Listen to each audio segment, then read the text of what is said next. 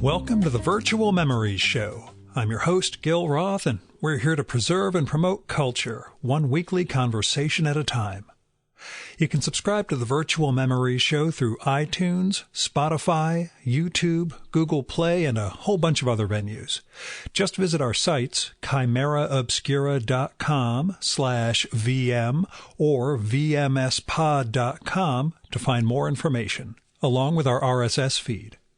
And follow the show on Twitter and Instagram at VMSPod. Well, dear listeners, it is my birthday today. After a long battle, I've turned 51. Last year, Amy put together a really wonderful celebration for my half-century mark, but this time around we're keeping it pretty low-key. I'll admit I'm not exactly in my best shape, physically or mentally, but I'm dealing as best I can. Dealing means I've got a ton of anxiety and, I guess, depression going on. I'd go into more details, but, you know, how boring is that? I mean, there are clear signs I'm not myself, but, you know, who is? And we're all under weird and crazy external pressure. And if I've got additional internal ones, you know, who doesn't? I'm making my way, and my hope is by the time anyone gets around to listening to this, which could potentially be years from now, I'll be in much better shape. But enough of that. As I said, I'm dealing, and, you know, happy birthday to me. And in fact, this week's show is quite a present for me. It features an in-person conversation with one of my favorite guests, Wallis Wilde-Menozzi. This is Wallis's third time on the show. She's one of those people I got to meet through doing the podcast. We got introduced by my past guest, Willard Spiegelman, and she's someone whose friendship I absolutely treasure. So I was really thankful when I saw earlier in 2021 that she had a new book coming out, and that it meant we might be able to get together to sit down and record. We did so in person on December 30th, knowing there may not be many in-person shows ahead with the latest wave of, you know, this whole situation. So, as I said, Wallis has a wonderful new book out.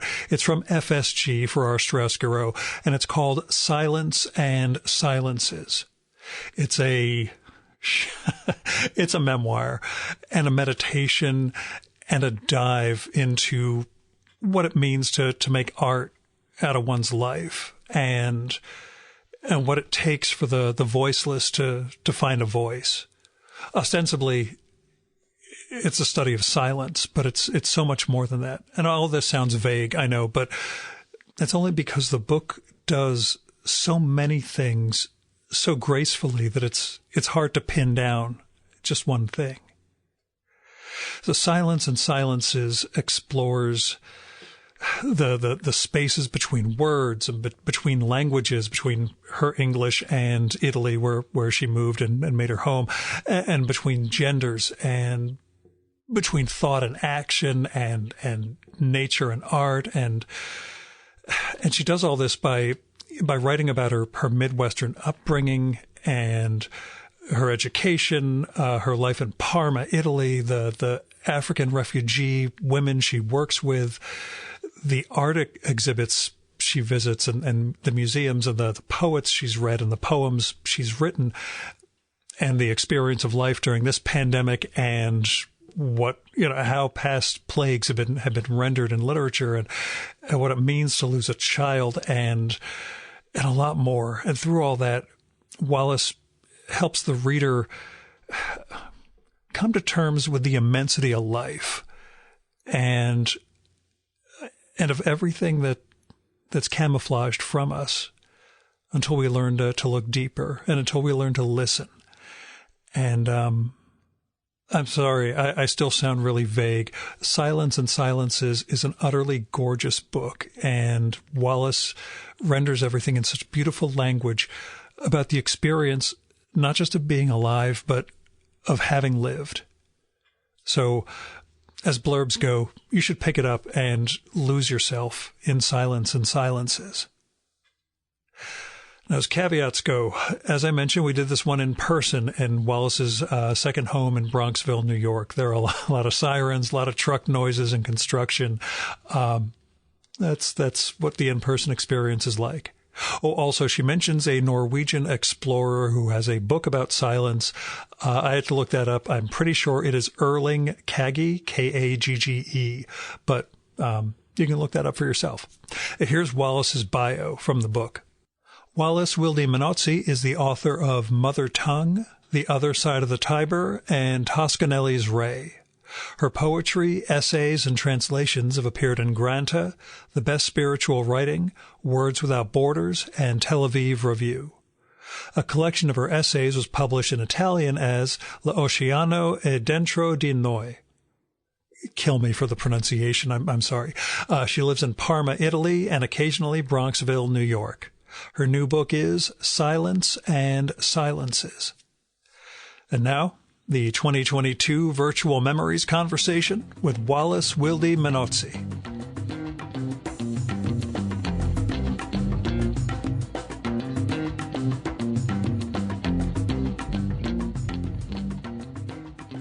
Where did Silence and Silences originate for you? I think it was always something I was aware of. The fact that I had an inner life.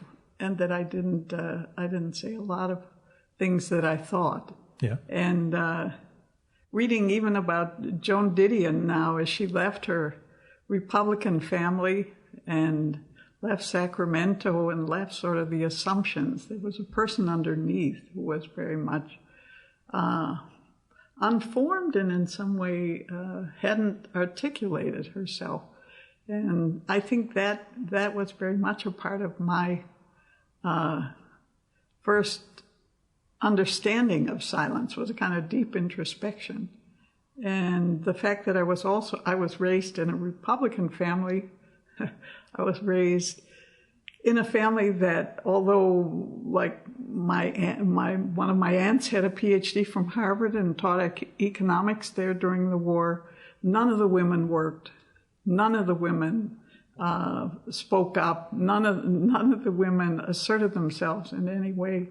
And I think my mom was very much that way for me. I mean, my brothers studied subjects that I didn't need because I was a girl. I really lived in quite a surprising backwater in a way. I guess it wasn't so surprising, but the Midwest, not for everybody, but certainly in the kind of family I was born into, was really very, very limited in terms of how they foresaw the lives of women.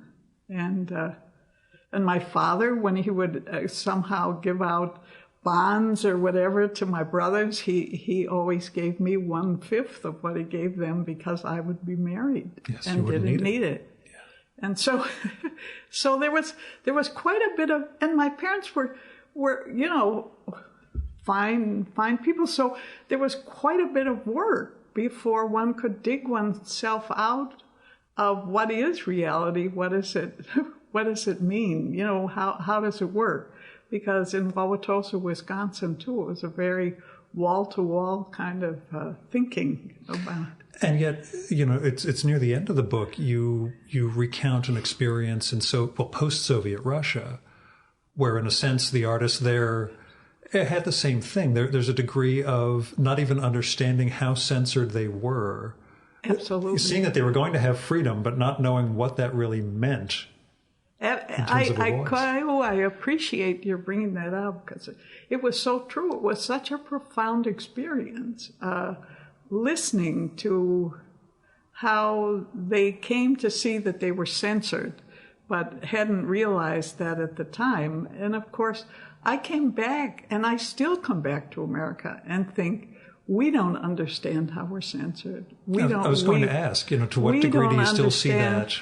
I remember I came in 1965, I was at Oxford, and the family that I boarded with, he had worked for the BBC, thrown Dylan Thomas out of his office, incidentally, because he considered him too drunk. And, which is, in all likelihood, accurate. Absolutely. And he had been Desmond McCarthy, Bob Waller had been Desmond McCarthy's secretary, so he was raised, he knew Eliot and everybody in that world. But he had left the BBC as an artificial world and had taken up a job working for the Soil Association, which was studying how soils collapsed or not if you used organic methods, you used mixed methods, or you used artificial fertilizing methods.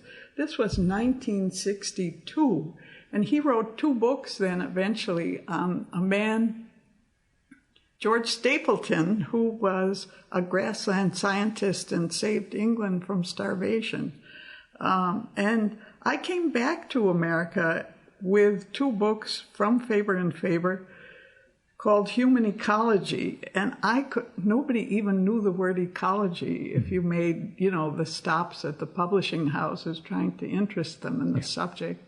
And we think we're in the vanguard, but we're often late, and I think in many things that you see in America right now, we're quite far behind in terms of the environmental reactions and consciousness that we might have. And you bring Rachel Carson into the book, of course, for that reason. Yes, and what a woman, what a dear woman. There she was, and so discriminated against in a way in terms of anytime you see in a certain phase these women bring up topics which are all right until they become threatening to the system, and then they're suddenly belittled. They're shrill.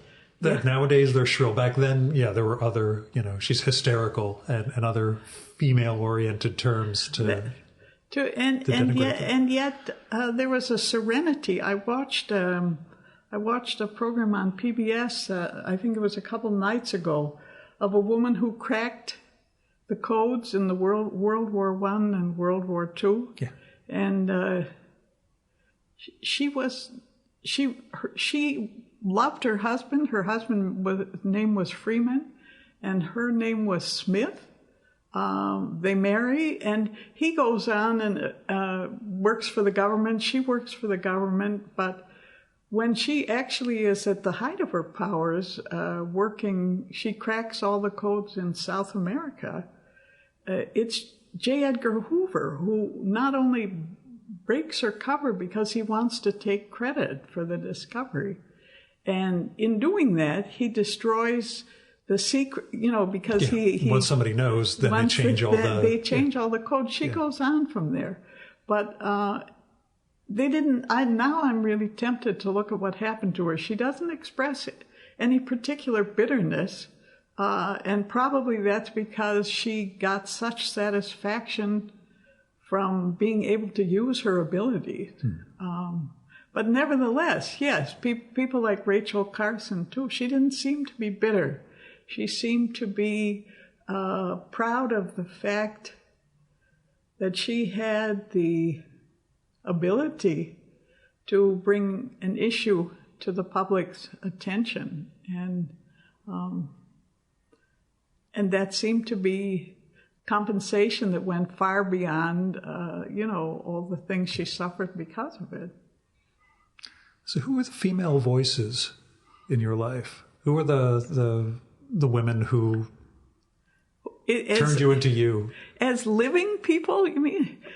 Whether it was as dead writers or anyone else, what were the things that told you there was something else you could do? Well, I think for sure, as a living person, in that book, there's the the chapter on the toad, and as living people, I had an aunt who was known as a spinster, and she lived with a partner. Nobody ever mentioned anything. It was has still never been. Nobody has ever said a thing. They were friends. Yeah, yes. They were 2 friends. And my aunt, I don't know whether it was because she didn't have children, but she was a wonderfully present, practical, and real person. And unlike my mom, she took me on trips, and we'd go and visit factories, and we'd see how workers worked, and we'd see, how things were manufactured. And she had patience, and although I was, kind of I think an odd duck, she was very much, you want to sit under a tree and write? Just go ahead, my dear. And so she for sure was the presence, I think, that, helped me come along. And then in terms of women, I think as writers, it took quite a while to see women writers who I could really identify with. And I think I wrote in there that when I was teaching at Columbia, and you bring up Emily Dickinson, the kids now would say, oh, no, we don't want to be sad like that. We don't want to be miserable. She won't sell. And I can identify some of that, remembering when I read Emily Dickinson, I must have been 17 or 18. Yeah. I can remember feeling like that when I read Simone de Beauvoir, was thinking, it's so heavy, it's so mirthless, it's so sort of loaded against us. And it took me a while to find women writers, I think, who were looking up in a sense, or feeling better. I mentioned in there people like Natalie Ginsburg. I think living in Italy introduced me to a lot of writers, but then all of a sudden American women writers too started piling on voices that just one after another, they were exciting and thrilling and describing realities that were so unspoken, from Toni Morrison and people like that to Pat Barker in England, who was all of a sudden writing about World War I people, but from a completely different angle. All of a sudden reading all of Virginia Woolf, but in a different context. In the 60s, when things started opening up, suddenly she seemed like a genius that I hadn't fully appreciated how well-rounded she was. I mean, she could see in 360 I'll tell you degrees. The weirdest thing I read, Hemingway, who I'm not a huge fan of, but I read Death in the Afternoon recently. And what struck me from his little asides was the realization that Faulkner and Woolf and Huxley were all contemporaries. Like everybody, he's literally writing about these guys as their books are coming out. And it's at that moment of, oh my God, yeah, like you were waiting on Virginia Woolf's next book. This wasn't a, safely in the past sort of thing, and not knowing what her fate was going to be ultimately. And Faulkner the same way. It's, you and Faulkner are literally publishing at this time. It's not, not everything is academic and off in the distance. It's weird reframing it, I guess, and that sense of those things being alive in that way. It's true. But now if I start thinking about women writers, they're just endless, from every year, any year, I pick up, just book after book after book from Anne Carson to Zadie Smith to any direction, Louise Gluck, any direction one goes. They're women who are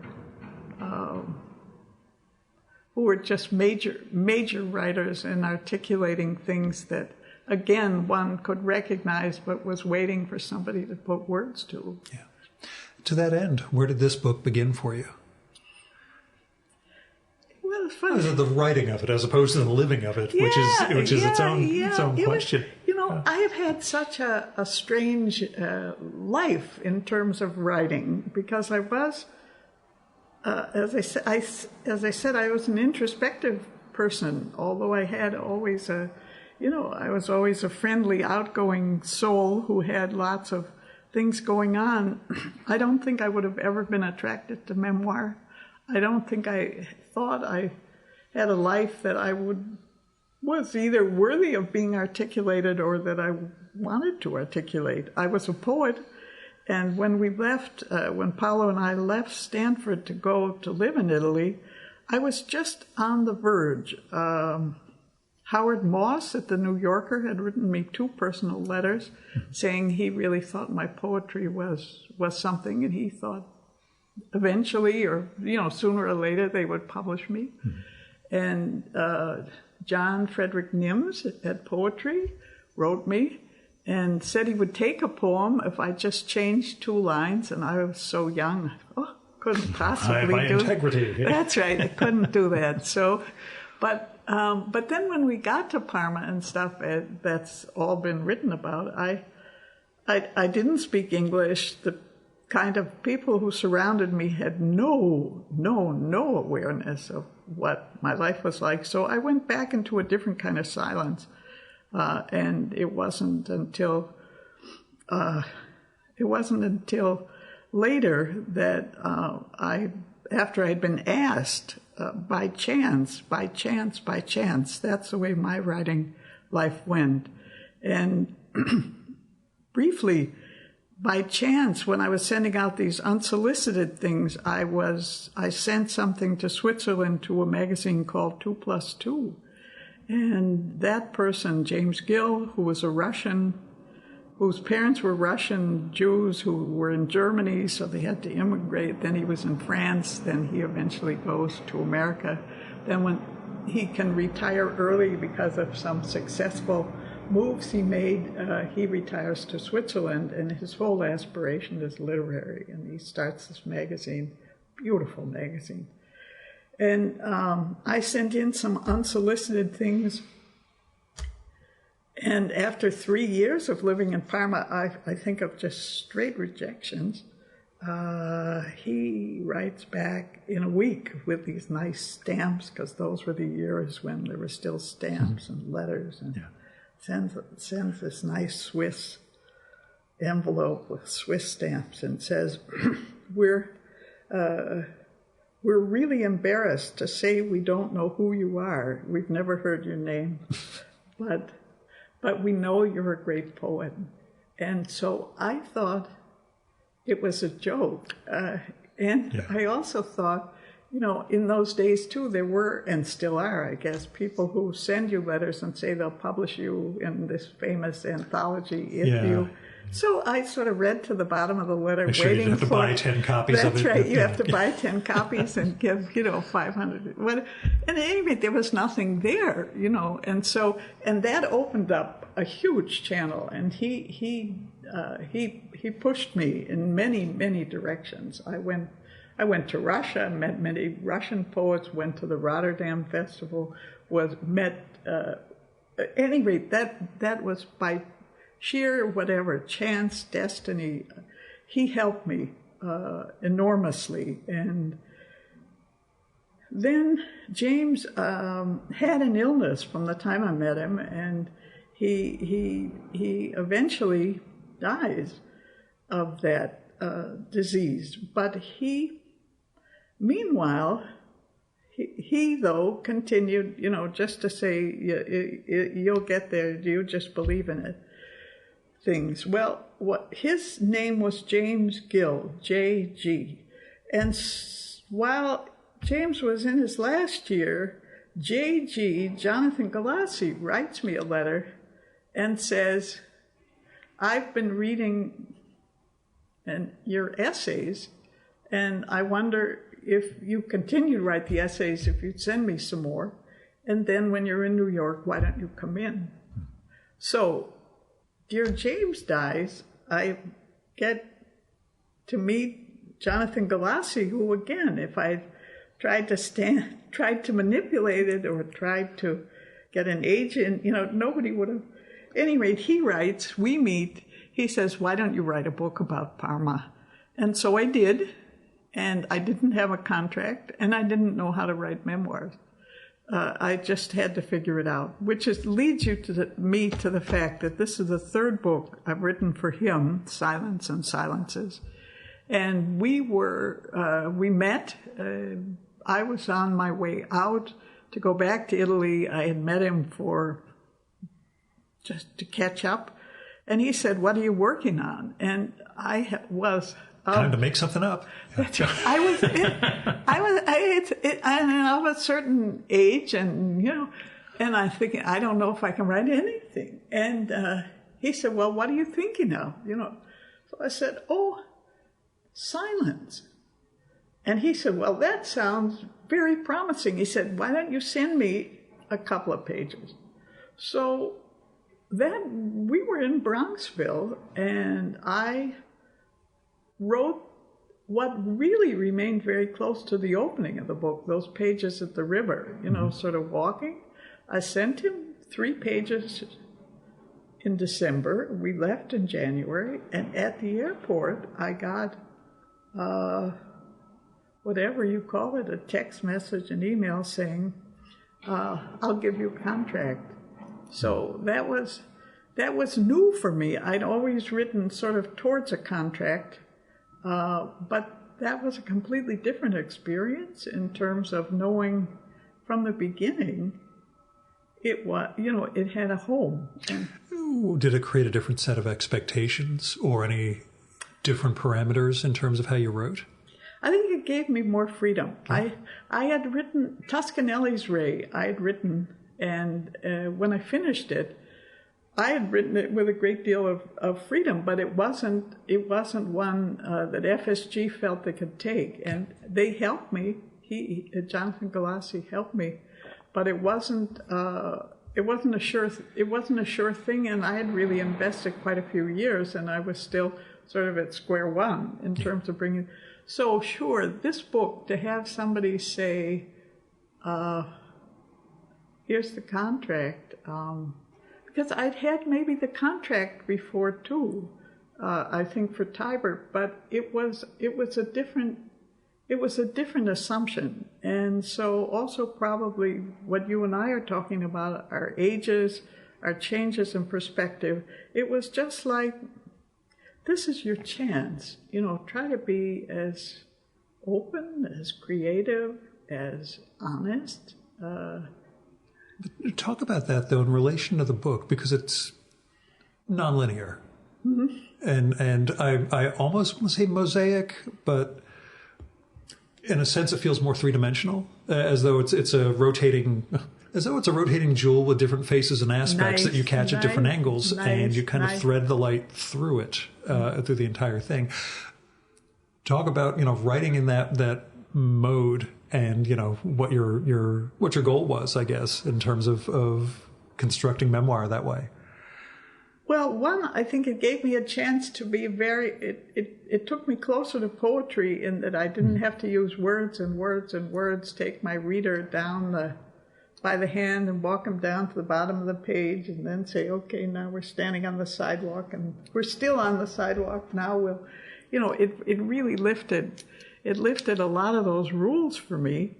And I thought, I think that runs through all my books.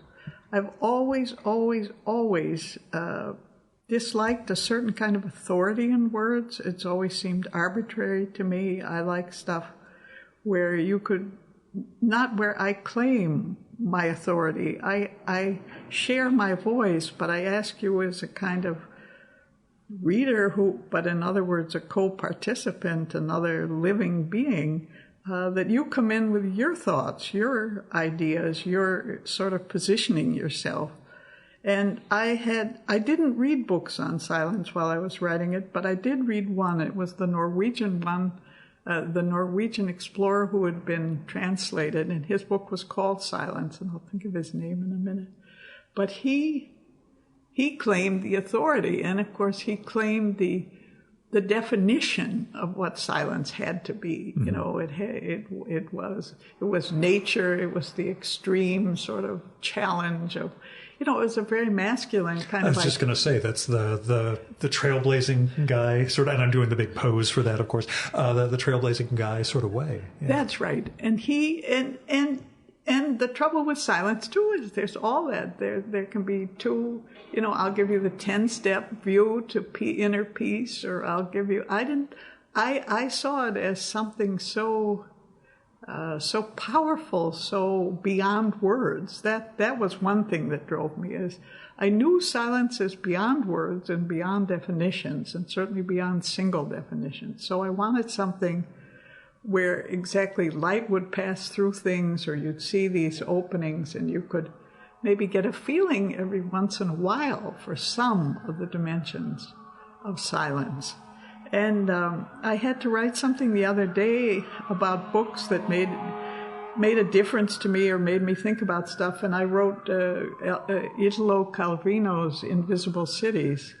And he uses the polyhedron, as his shape. He uses a physical kind of dimension. Mine, for me, was more like panels and curtains and things that swayed and then you could see in. Yeah. But definitely from the beginning, I wanted, that's why I was so grateful when, for our Strauss, my editor, in this age of real commercial decisions, and certainly they gave me the beauty of giving me all the space. They didn't push. I had trepidation when I saw the book was listed at 430 pages. I'm like, oh my God, I got to read it. And then the moment I read it, I'm like, oh, she's got space for the pages to breathe and these short chapters and. It was so beautiful that they, let me have it, because I couldn't agree more with you. That was the way I saw it, was silence had to have silence in it. You couldn't be beaten over the head with words. You needed, like in a museum, to be able to sit down, just rest, stare into space, or go on and choose something else. You needed the freedom that they offered me in setting the book up and designing it the way I asked. Although it doesn't have, chapters or sections, I mean, it's simply the text with the breaks. Do you feel it's, I'll say like Cortázar instead of Calvino, or like Calvino, where you can just dip into the book in different points as opposed to a linear process for the reader? I think on the whole, that works. Having finished it, that was my thing. I'm like, it works, from A to B, but also, I have a feeling this is something I could have just picked up and started, unfolding in different dimensions. I hope so. I hope so. But I do think if you read it, if you do stop and start, but read it kind of going towards the end, I hope instead of a closing, I hope you'll have a feeling that it just keeps opening. It gets more and more open. By the time other things have folded in and you've been going back and forth, all of a sudden it's very, very, very full. Silence is full. Life is full. Do you see that as a feminine principle? I know that's like really blatant symbolism, but do you see that as a female writing versus male, which I know is horrendously coarse and all that, but that idea of flowering? I suppose. I suppose. And of course, we have to be who we are. I don't know whether I'm like this because I was born when I was, or I'm like this because I am who I am. I'm the same way about cancer. It's okay. I'm like, something happened, but God knows if it was genetic, environmental, and everything else in my life. But, exactly. And so, yes, I think very much in this book, I started out with Agnes Martin that way. I think it's very important to see that many women and many women are as varied as men, and as varied as everything in between. But I think it's important for women to not be afraid to show qualities that are not male, that are not competitive, that are not driving for success, that are showing empathy or showing this discourse in the book on tiny, that doesn't scare you, And Natalia Ginsburg's Little Writers. Absolutely. And what it means to be little. It's just she's, of course, so perfect and so perfectly female. I mean, she's a female writer. She's not a male writer, and I think that's important, but not as a strident ideological, person. Yeah, that's that balancing act of evoking it in the writing versus, I know, creating an agenda or being shrill, which again gets you back into the guys belittling women. That's right. And being ideological and feeling that you're right. It isn't that you're right. You're sharing a lot of stuff that maybe can only be seen the way you see it. That doesn't turn you into an authority. That just. Did you read much Didion? Oh yeah, I did. Was she as an influence, or at least a She was voice? One of many. We just admire her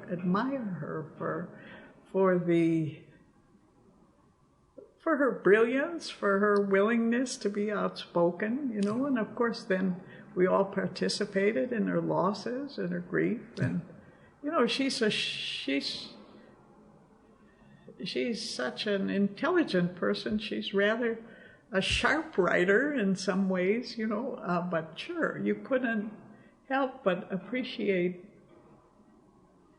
her growth too. That's what I was going to get at, that sense of becoming. Yeah. Because as beautiful as the writing is in those first couple of essay collections, the person underneath that changes dramatically in the 80s, 90s, and beyond. And then, with the memoirs when she loses her husband and her daughter. But yeah, there's a bigger world that that comes into her. That's right. Yeah. That's right. And it's interesting, those California writers. I was thinking another one who's a scholar, Elaine Pagels, who then goes more and more personal in her last books.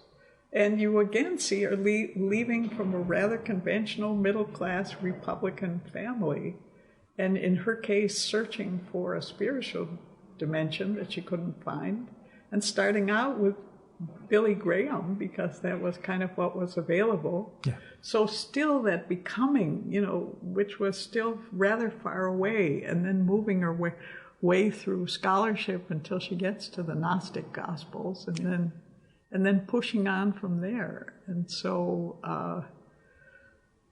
that's what I think is interesting about women too, is this, and I think that's true of Carson, is you can start in a personal way, and then you keep growing and growing and growing, but you're kind of, the way you approach how you tell your stories is new, is different, is full. What did you learn about yourself in the process of writing this? Well, I realized, I think most particularly, one always is, I was surprised again of how much remains from the early life. Yeah. And I think reviewing it that way, I still think my life would have, I don't know which kind of directions I would have taken, but my father died of a heart attack at 19, when I was 19. And he was 50 or 51 or so? Yes. Yeah. And we were kind of blown, although we were stitched together in some ways, we were blown apart in others. And we never had a chance to truly work through anything in terms of really going back and looking at what was. And so I think at 19, I was in civil rights and stuff. I think I was on my way out to a certain kind of self that I would have claimed. But with the death of my father, most particularly because I had a 7-year-old sister, I got pulled way back into the family instead of, although I was on my way out, I was also on my way back in.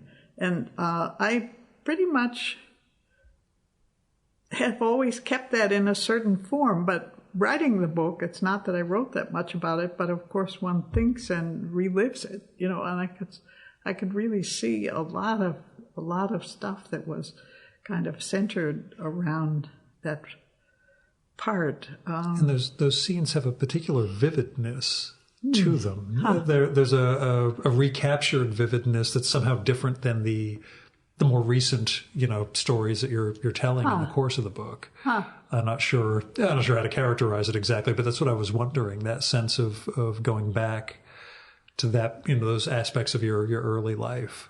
Well, it's true. It's interesting, again, that you picked it up because you're a good reader, but it surprised me. And yet, if you're writing about a long period of time, things change. But I think generally one likes to think of writing forward. And so anytime you have to really turn back and sit there for a little while and look at certain things or even say them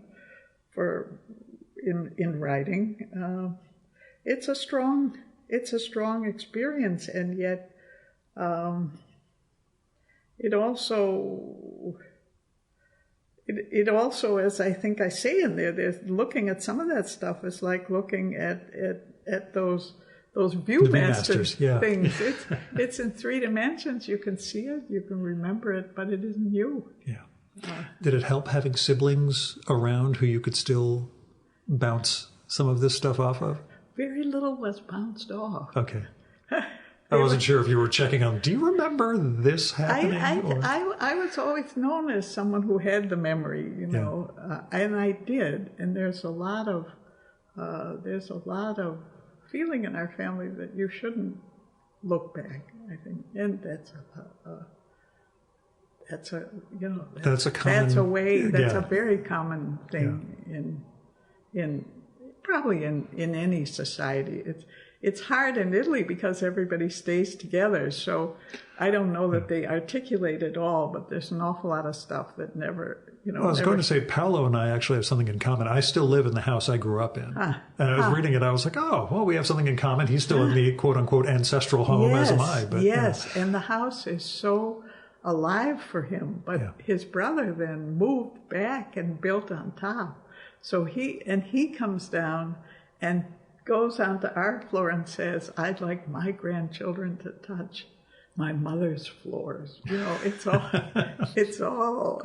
With us it's just 1968, and that's when my parents got to America and built here. And but the place is that sense of a home that's like an extension of your nervous system. Yes. And that's, as much as I've traveled the world, this is still, everything revolves around, for me, this little plot in Ringwood, New Jersey. And if you moved, would you ever consider moving? No, I literally plan on dying there. The great thing is, and who knows, and depending on how my blood work goes, the downstairs, A, you can access it from ground level, and B, that's where my library is. So if I ever reach a point of infirmity where I can't handle the stairs, you just put a daybed downstairs. All the books are there. The Wi-Fi coverage is fine, and I'll just die in my library. Not going Collier Brothers and getting just crushed by all my books. But I have that as a mentality. It would be really weird for me to think of another place, and it's why I wanted to ask what you consider home versus what he does. But go on. Well, no, sorry to interrupt you. What does your wife feel living in that house? Does she feel history? No. I mean, she's from rural Louisiana, completely different environment. She comes from a place where there's a lot of family. I don't have family. My father lives about 10 miles away. I can literally go months without seeing him. It's a weird trip, but that's how it works. But, it's fine where it is. She'd like it if there was more sunlight, more room for her photography. At the same time, it's nice and quiet. Outside of occasionally having bear wandering around in the backyard, it's pretty good. The coyotes, deer, and everything else also meander around. But, she's fine with what's there, but I'm sure she'd love to live somewhere more, we would say where there's more to do, but the last 2 years have proved to us that there's not a whole lot to do sometimes, and it's nice to at least, be isolated. Sure, and be in a peaceful place. Be in a peaceful Which we'll talk about down the line about the pandemic and your life in your book, but there's that sense of what home is, and that's why I wonder for you, is it Parma, or is home? It's a little bit complex. Yeah. I think I haven't quite. I think, and of course, one always ends it up in terms of where would you like to be buried? You know, I mean, it's sort of one definition Yeah. of, and I think of my family of origin, they're all back in Wisconsin, you know, in a certain cemetery. See, same thing. I don't have any of that. My parents are immigrants. There is no family in America. There's a couple of relatives, but nothing much. It's really weird in America to have that and not have roots and you know, families that extend in time. So home, though, is literally a physical place for you? That's all I have. I don't look too deep because otherwise, you know, I'd realize about the tightrope and the lack of net. I think it's that. You know, that's why, of course, one doesn't. So to answer your question, I'm not sure, but I keep... I'm not completely happy with it, but on the other hand, I think in terms of home, it's inside oneself. Yeah. Where do you want to be buried? I don't want to be buried. Good. Okay. Do you want ashes strewn? Do you want the body just left out for people? What's the... No, to pick on. I know. But I saw yesterday walking in, you know, taking my walk near the river there. You know, they give benches, which are memorials. They'll say somebody, and I stopped and I looked at the dates, and I couldn't quite figure out. The name seemed a name of a person. The dates meant the person was young, like 18 or 17. But then it said, you know, he loved his daily walks. And so then I thought, well, maybe it's an animal, you know. I didn't know if it was. But at any rate, the point was I stopped there because whoever it was had come and decorated the bench with Christmas wreath and ribbons and stuff. And that was moving to me, that somebody was remembering or honoring that person that they had honored with the bench. I don't know. I think, let's see if I can be a little more concise. My world is about digression. Wandering and babbling. And last year, Paulo's sister died, and absolutely outside of all their traditions and rules and everything, she asked that her ashes be scattered. And they had a little house in the mountains, and we did that. And one of the nephews did the scattering, and he was barefoot, and he did something that was like the most beautiful kind of like somebody who worked in the fields who dipped into this thing and then just spreading the seeds. Spread the seeds and then and it was done so. I'm thinking of Persephone and go on. Yeah. It was just beautiful. Yeah. It was just so loving and freeing, and yet she fell back on their sort of family, you know, family place, and she was in the mountains and whatever. But the ceremony itself, as I described, we didn't do well for my mother. We were kind of unprepared and didn't know what to do. Whereas this thing was it was so beautiful, so peaceful, such a release. It was really nice. And so that has me thinking, that's all.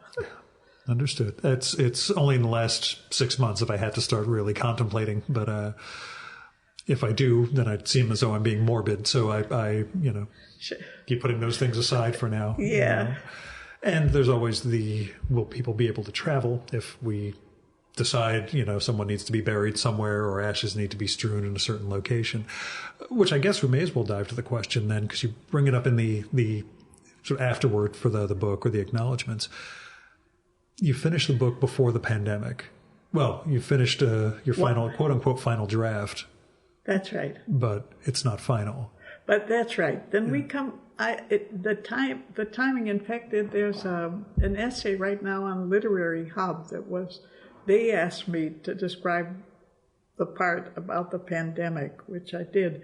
We came back. The book had been accepted by my editor, and I was just supposed to come back and kind of, whatever it is, less is more, more is less, just go through it, figure it out. And I didn't have any prescription on it, although I was to cut it it was longer. I was to cut it by a certain number of pages. And of course, once you cut something, then something else, looks different. Threads start unraveling. That's right, they unravel and everything.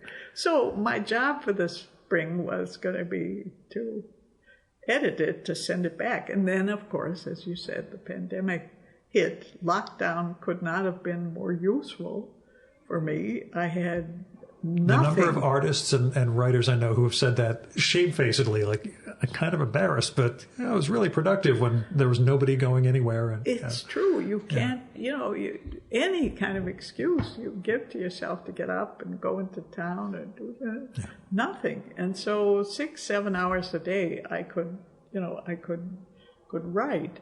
But I wasn't going to rewrite the book because the pandemic was just like everything else. It's something that happens and has happened and will happen. And but I knew I had to bring it in, and then I knew once I brought it in, that would also alter some time sequences. And of course, Trump had been defeated, although he hadn't acknowledged it. He was squarely and fairly and wonderfully defeated. And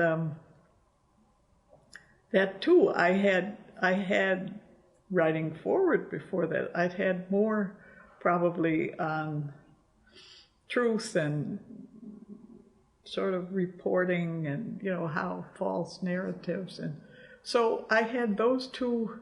I had to somehow work on what had happened to the reality with Biden's election. And of course, it wasn't a political book. I had no intention of really going in that direction in any big way, because that was beside the point.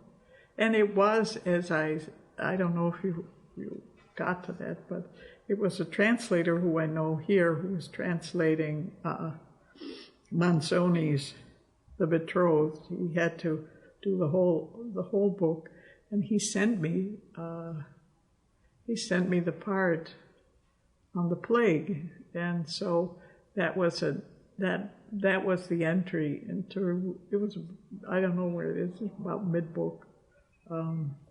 That was the entry into a plague that Manzoni too didn't take on in the time he was writing, which was the 19th century. He took a plague from 1630, which actually eliminated 1/4 of the population. Yeah. But he could talk about the government and its failures, and he could talk about the politicizing of these things. And so that was a way for me to put my oar in, and then from there I could bring it up every once in a while in a different way. But with the transitive property of things you needed to cut, the more you were adding in the present, the more you had to drop from the past, which I guess is a metaphor for how we live too. But that's right. That's right. How much of a balancing act was that for you? How much was it? Oh God, I would love to write 5 more pages on this, but that means 5 pages of something else has to come out. I think there was. I can't say that I can give you any specific examples, but in those months of the shutdown, where, as I said, my only job that I had been asked to do, and we weren't dealing with the COVID at all by then, or the election, I had been asked to cut it by about 50 pages. So I don't know, and that when you read stuff, there's certain stuff you say, how can I take that Kill out? your darlings. Yeah. That's right. But the good thing is, I think, when I told you in the beginning, when I was asked to look at 2 lines and I couldn't bear it, sort of like, this is my integrity. And I understood in a way, because I finally probably have learned how to write this kind of thing. I knew what had to go, And once it went, it is what you say too. It's out of sight, out of mind. I'm not one of those people who says, "Oh, I'll save it on file B and maybe I'll use it and maybe I get." Yeah. No. I'm just for.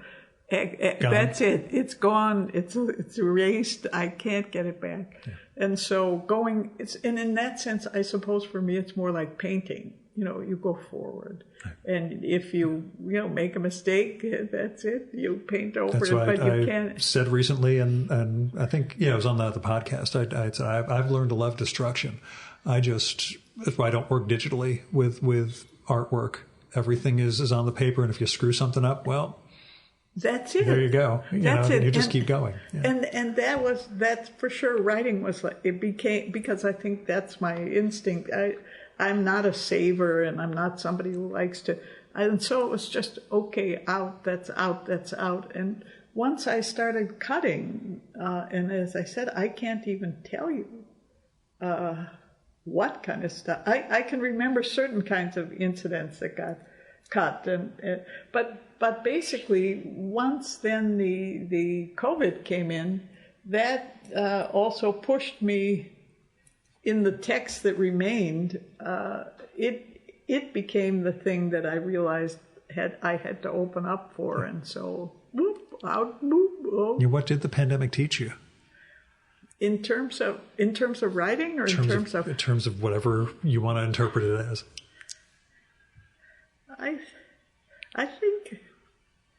I think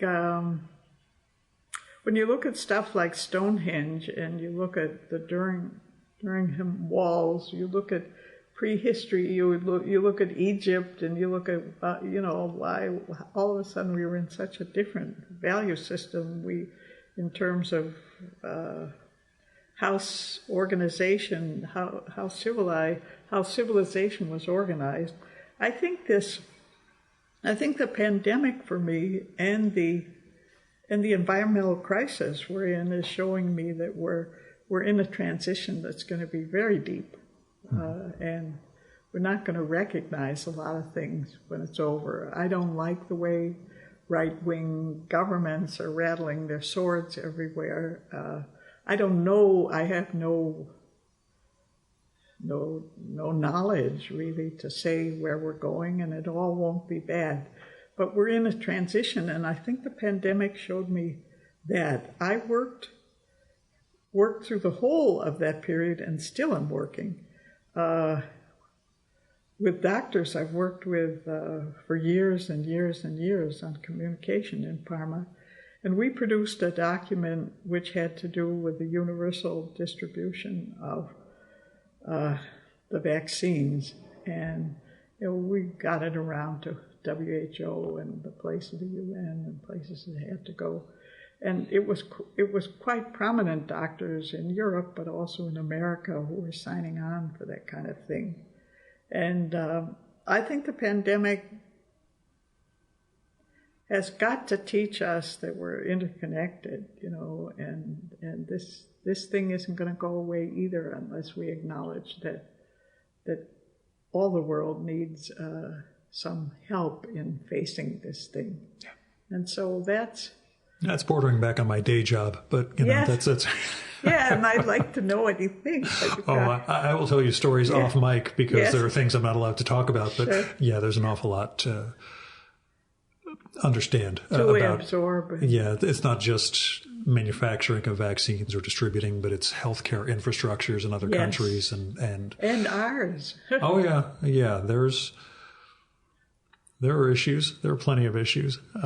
It's been inequity is one of the key themes throughout the book for you. The way the immigrants in Italy are treated, the way women have historically come up both in the U.S. and Italy and elsewhere. The way poverty, I think that section when I did child welfare. God. It was just... was a shot. Again, go back to Didion, or go back to the white sort of middle class girl. You didn't have much experience, but you had certain instincts in terms of right and wrong and what you could maybe do. And certainly working in welfare was an amazing experience because, and as I said, I left that job ultimately because I wasn't prepared. I didn't have training enough I didn't understand infrastructures enough. I probably would have had to become a lawyer to have really been effective in that kind of work. The person whose life you're trying to change, you were literally barred from having contact with her as part of your job. You can only associate in this professional context. That's right. That's right. And so I don't know whether that leads us to. But the pandemic, I think, it was also good for what you just said, that we thought we needed so much and we thought we'd be so bored, and yet settling down to a very simple set of things often was surprising, satisfying. Were you able to read other books while you were working on editing Silence and Silences? I didn't read much. Every once in a while I read poetry. I was going to say, because my early pandemic, March into April of 2020, you know me, I'm reading compulsively, and I couldn't finish anything. I was stuck just because of all the mental tumult and everything we were going through. And then finally, one of my past guests, put out this insanely propulsive science fiction novel that just, took me a day and a half, blew through that, and got me back into the mode of, this is what it's like to read a book again. So you got to avoid all that because you actually had a project you were specifically working on. To do, and often when you're writing at that long day kind of level by the time. Yeah, the last thing you want is, hey, let me look at other text. That's right. Yeah. It's just words. I don't want to see any words. Do you write longhand or do you write on a computer? I used to write longhand, but and I write longhand when I write poems because they're not long. Yeah. But I've used and benefited enormously from writing on a computer because this thing that we were talking about, don't save all this stuff, just punch the delete and off it goes. And also, I wrote a novel, I remember it so well. By the second time, I had to type it over. By the time I used whiteout and glue to cut the pieces and move them around. When you're dealing with prose, it's so wonderful to be able to just copy and paste. Yeah. Was the writing of the book linear-ish, or did it change in structure and sequence, I suppose, throughout the process for you? I think it was kind of existential, in terms. But as I said, in all the other books I've published, the first few pages were never the first pages that turned out to be the book. Yeah. Whereas these first pages didn't change from day one. They were the proposal and they were the opening of the book. So there was something. But as I said, the rest of it was pretty much not. It was just sitting long enough to realize once I'd written something that I could see another connection, and I could also see that it was going to be another level, because that was the thing too. We were going back and forth from silence, which is this far more unapproachable sort of enormity, and the silences of everyday life, and the things kind of bounced off each other. Yeah, and I guess that's what I'm wondering, whether it was, a real-time progression of writing, or if there were things that started feeding back and, if I do a little section back here, this will open up or create the transition for something else. I think I went forward. Yeah. I think I went forward, but what you're saying is also true. Once I reached the end, which was not when I turned it in the first time either, once I reached the end, because that seemed, at least to me, something that is necessary, is I have to start and I have to say, this is where it finishes. Then at that point, one can start to move this stuff around, and for sure I did. And you can also start to throw things out. Yeah. Supposedly, Robert Caro knows the last sentence of the Lyndon Johnson book. He's had it for, at least from book 3. He's already known how book 5 is going to end, but, or the very last words. Well, I think that's a wish on his part. Yeah, you never know with this stuff. But tell me about the birds. You got the imagery of herons and a few other birds throughout the book. The herons were so, as you... That was a side. I have never, and that's being raised as a Protestant and the kind of, you never talked about stuff that was, quote unquote, irrational. Yeah. Never. And so the butterflies was really the first of those strong, I have no idea really how they work, but the strong kind of breaking through of something which was physical in the end. I mean, the first butterfly that came into the house and got onto my hand was definitely a physical experience besides the processing of all the rest. And the heron was kind of the same thing. When I was at Yaddo writing my novel, the herons, I don't know why. I would take these walks in the morning, and I got so drawn into them that I just identified completely with the heron. They were kind of, and I definitely identified with the fact they were camouflaged, and they could be hidden, and then they could stand up and actually, fend for themselves. And then this way that they could reveal themselves utterly by opening what was not very wide, not very big, although they were kind of tall, opening their wingspan and becoming something else again. So there was some kind of transformation in watching those herons that touched me. And then I don't know how I got into stuff like wearing my raincoat and going out, and I clearly moved a little further along that path in terms of I don't know what I was experiencing, but I loved their wings in the end, but I understood how they hid, and I understood how they camouflaged, and so there was obviously quite a bit of projection onto the whole thing, and then in Bronxville, when I'd take this walk every day, seeing the one heron was, it was kind of a routine, and like many things, it's just in your head, you just kind of do it. But when I bumped into that heron, when the heron really, we were 6 inches apart, and it really again seemed I couldn't explain it, but I didn't have to explain it, but I couldn't ignore it either.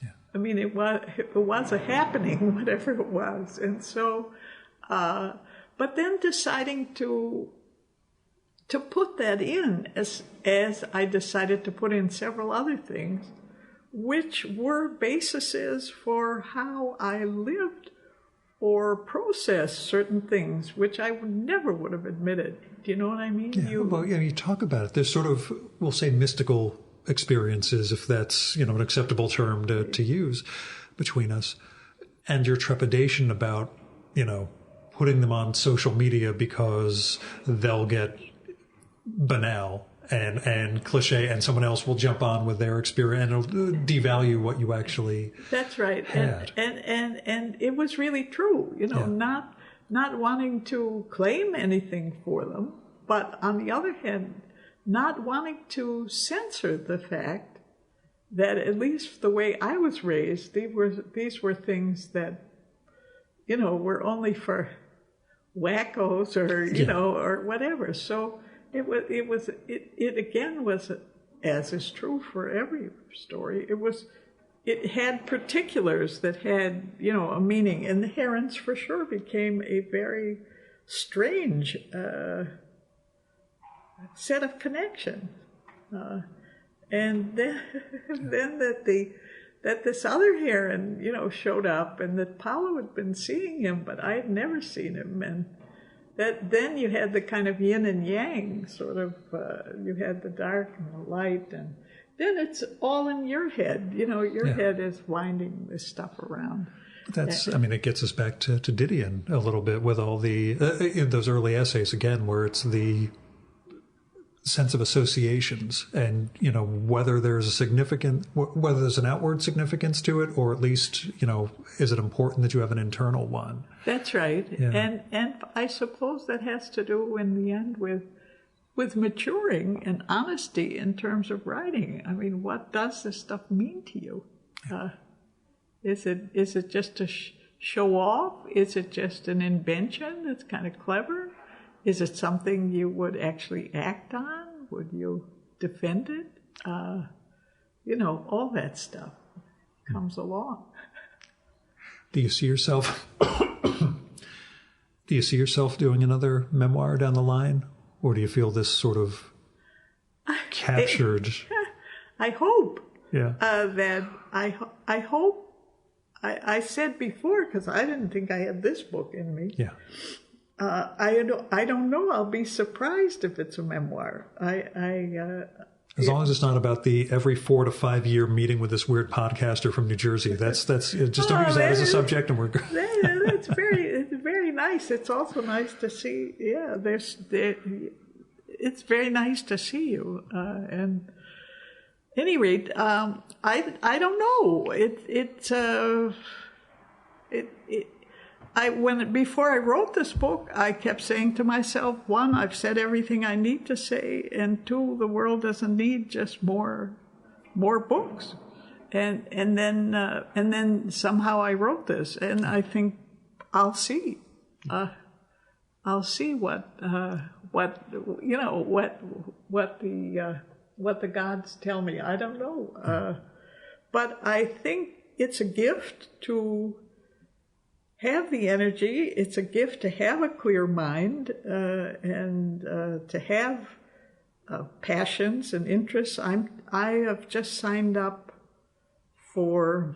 I've kind of written a little program in Parma. I didn't know what to do, and I'm going to be teaching, not writing per se. We're going to be doing drawing and sort of writing, but in a more personal sense. I'm signed up with Caritas Children, which is a Catholic organization there. They work in the world. And I'm going to work with a group along the Thai border in Myanmar, an orphanage, where when we speak, you hear the bullets. There's fighting going on there. And the other one is in Sri Lanka. And I'm going to be working with these kids and with these orphanages to see what sense of self, what sense of home, what sense of language they can come up with. And we're working with translators because, of course, some of them work on dialect, work with languages that are really local. But it's a project, and I don't know. As long as we're alive, we've got things to learn and things to do. If we're lucky, if everything holds together. This is what I've tried to tell people as to why the hell I do this every week. You do, and it's amazing.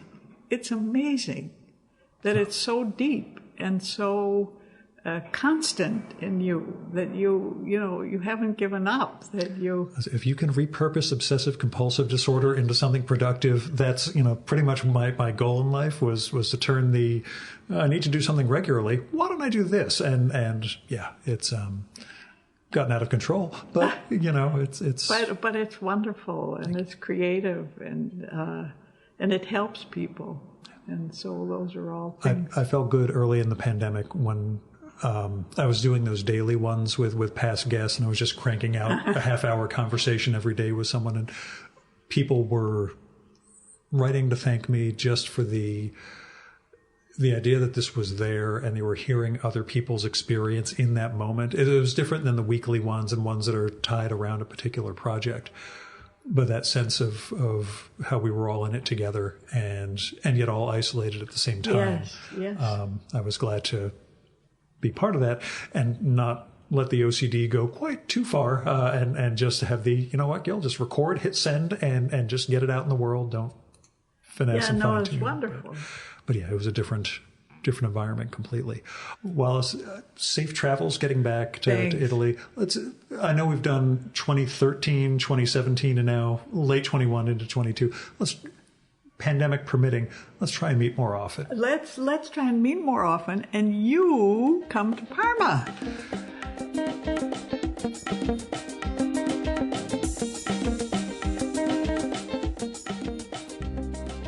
And that was Wallis Wilde-Menozzi.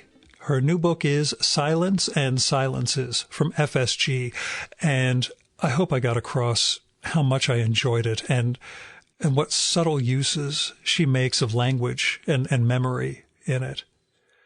Also, if I don't get to record in person for a while, I am so glad she was the last person I got to talk with face-to-face for the show.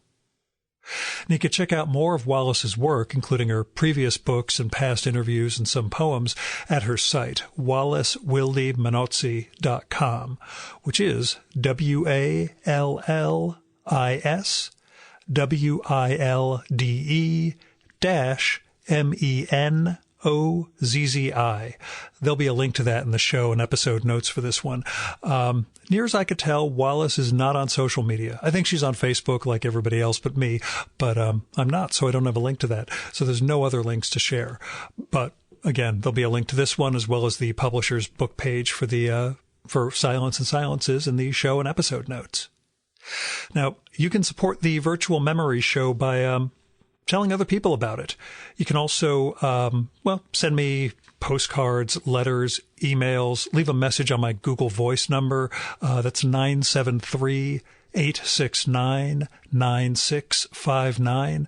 That goes directly to voicemail, so you don't have to worry about me picking up and having to talk to this weird gibbering maniac. Messages can only be 3 minutes long each. Let me know if it's okay to include your message in an upcoming episode of the show. But what I ask is, when you reach out, tell me what's going on. Tell me what you like and don't like about the show, who you'd like to hear me record with, or what movie or TV show or book or a piece of theater or art or music you think I should turn listeners on to. Tell me how the show affects you. If there's a particular conversation that really meant something to you, tell me about that. I want to know more about you guys, and, I want to share, especially because I'm essentially in lockdown here in the woods of northern New Jersey. It's nice to get a little interaction. In fact, for New Year's, my one resolution has been to send a postcard out every single weekday. I'm not doing it on weekends. So I've been sending out cards to people semi-randomly. At least I'm not keeping track of who they're going to. There's no mission to it all. But I'm just dropping a line to people because, I think people like hearing from someone out of the blue. I know I do. Now, if you have money to spare, do not give it to me. I'm doing just fine with my day job. Basically, if you've got any resources, money or time or material or whatever, I hope you'll help other people and other institutions in need. You can find people through GoFundMe, Patreon, Kickstarter, Indiegogo, and other crowdfunding sources. For institutions or foundations, look at your local food bank, the Poor People's Campaign, Freedom Funds, election funds. There are all sorts of ways that you can help us try to build a better world. So I hope you will. Our music for this episode is Fella by Hal Mayforth, used with permission from the artist. You should visit my archives to check out my episode with Hal from the summer of 2018 and learn more about his art and painting. And you can listen to his music at soundcloud.com/Mayforth. And that's MAY4TH. And that's it for this week's episode of the Virtual Memories Show. Thanks so much for listening. We'll be back next week with another great conversation. You can subscribe to the Virtual Memories Show and download past episodes at the iTunes Store. You can also find all our episodes and get on our email list at either of our websites, vmspod.com or chimeraobscura.com/VM. You can also follow the Virtual Memories Show on Twitter and Instagram at VMSpod. at virtualmemoriespodcast.tumblr.com, and on YouTube, Spotify, and TuneIn.com by searching for Virtual Memories Show. And if you like this podcast, please tell your pals, talk it up on social media, and go to iTunes, look up the Virtual Memories Show, and leave a rating and maybe a review for us. It all goes to helping us build a bigger audience. Now, you've been listening to the Virtual Memories Show. I'm your host, Gil Roth. Keep reading, keep making art, and keep the conversation going.